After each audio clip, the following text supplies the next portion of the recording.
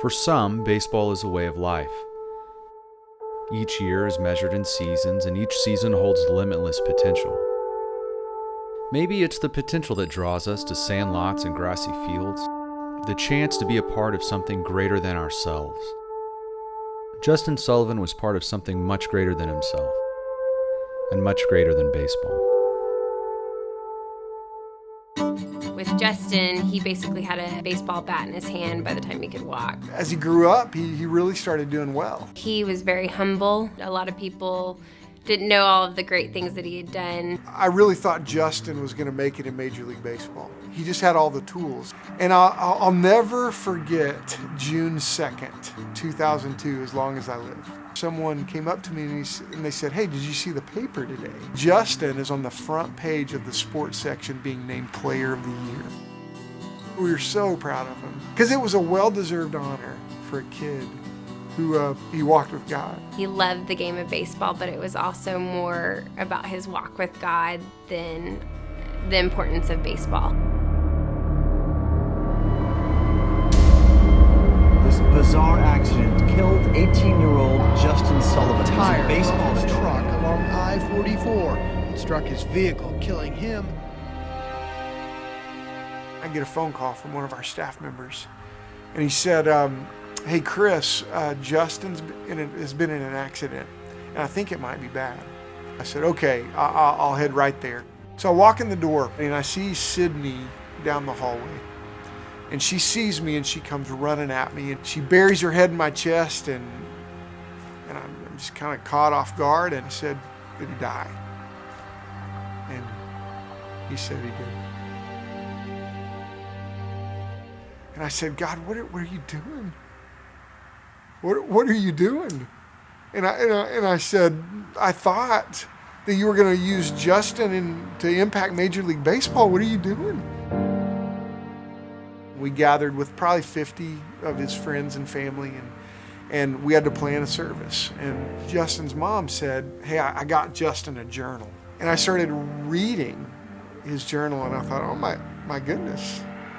I was so intimidated as his youth pastor. I'm like, I had taught him, but I didn't teach him that. I didn't do that. This kid that I taught, he became a teacher in my life.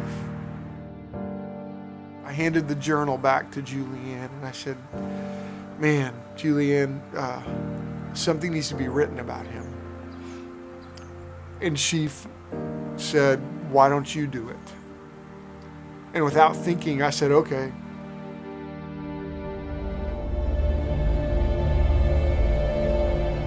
In Game 6 of the 1987 World Series.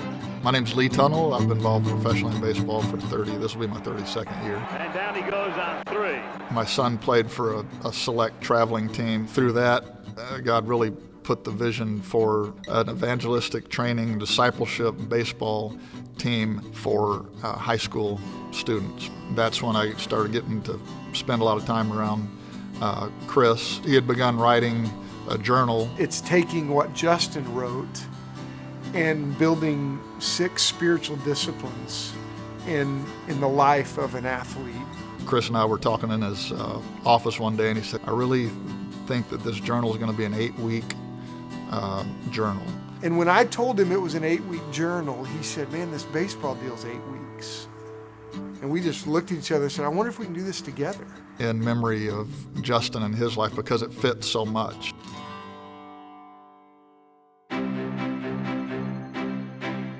The Ambassadors, to me, is really a training ground. We disciple them. We make sure that we're in the Word. We had the quiet times. We'd have team meetings together. It made a big impact. I think before the Ambassadors, I didn't really know what it meant to keep an ongoing relationship with God. Being around that atmosphere, you can't help but become more godly and more manly because that's the way that they live, so that's the way you want to be also. We want our players, when they leave whatever college program that they go to minister to their teammates. We get them exposure to college coaches and pro scouts, but at the same time, we get to go out and take this unbelievable story of Justin Sullivan. It really taught me how to use the gifts God has given me to glorify Him. it's really important for them to play really competitive baseball. When you play the game how it's supposed to be played, you instantly earn respect from the other team. And so it's been the most effective way for us to be able to share the gospel after the game, win or lose, because after you've played a hard-fought game, another team is going to be a lot more willing to listen to what you have to say. First, we would tell Justin's story, and then we would ask them how they are spiritually. Kind of giving the experience to actually get out there and actually tell a story about Jesus Christ. I got to live today knowing that it could be my last, just like Justin had no idea that it could have been his last. It's been so much fun watching God use this 18-year-old kid that didn't live very long. And here we are a decade after his death, and God's still using him to impact baseball players.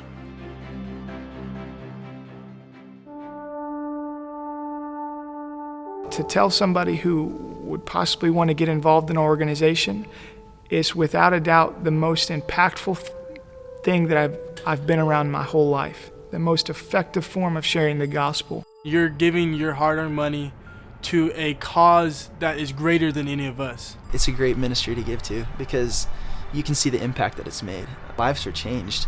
Not only the people that we spoke to, but guys on the team. I know my life was changed forever. To be an ambassador to me doesn't mean just being a baseball player for a summer. It means a complete new way of life. We hope that some of our players go on to become Major League Baseball players. Some of our players are going to go into business and to do other things. Doesn't matter what you do. Everybody is called to live a missional life, to be a witness for Christ, an ambassador for Christ. It could be anything. Fill in the blank where baseball is with anything that God has gifted you in or given you an interest in, because other people have that same interest. And be the best you can at whatever you're doing. And it can be an open door. It can be a bridge to somebody's heart.